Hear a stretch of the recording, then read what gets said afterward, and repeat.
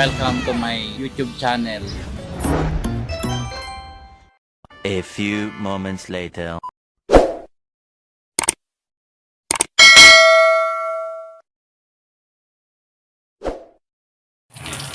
Ngayon, ang lulutuin po natin ay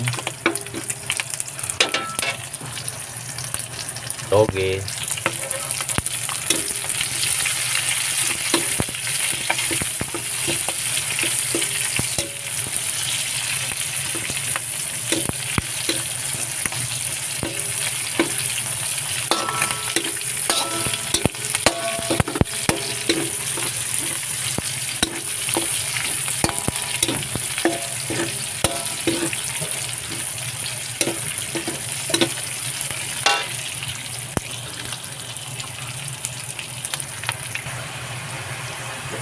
ayan, nilagay na po natin ang toge.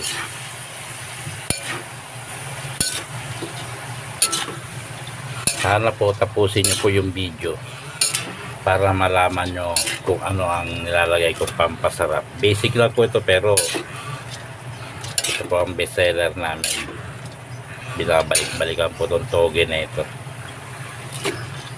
sa halagang 30 pesos per order, pero malasa po. Kaya sana tapusin niyo po yung video at mag-comment po kayo kung saan po nakaabot ang video na to. Ayan, adi ginisa po ang ating nilagay, pampalasa.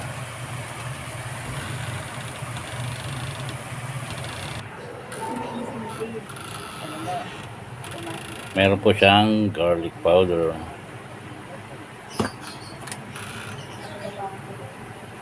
onion powder,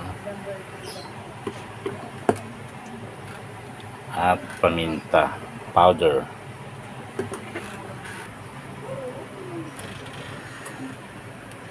Mayroon na siyang bawang, pero kailangan pa natin. Mas malasa kasi pagka meron siyang garlic powder.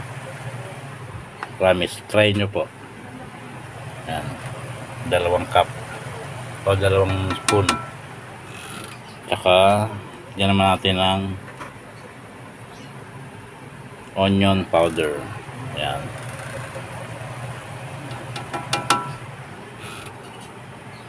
Yan. 2 spoon din plus maliit. At maliit. Konting powder. Yan. Haluin mo natin at lalagyan po natin ng 2.5 o hanggang 3 baso ng tubig. Yan, antayin po natin kumulo at lalagyan po natin ng 4 cube.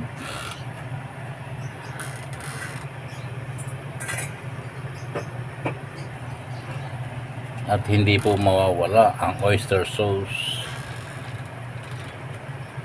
Yan. Isa sa mga nagpapalasa rin yan. Okay.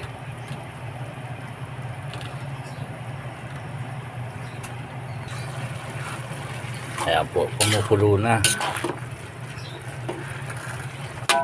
Aray ko. Hindi po ako gumagamit ng asin. Patis lang po ang ginagamit na yan. Kahit anong klaseng patis o brand. Yan. Kapakasarap po niyan. Pag bumili po ang ano niyan, mga 3, 2, 4 na order. Yan.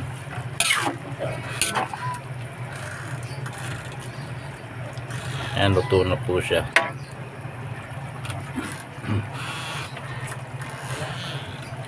At final po, lalagay na natin yung pinaprito nating toho o tokwa.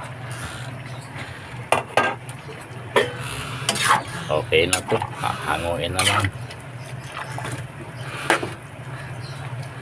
Sana po wag naman pong kalimutan mag-subscribe yung mga makakapanood nito. Support na lang po ng channel natin.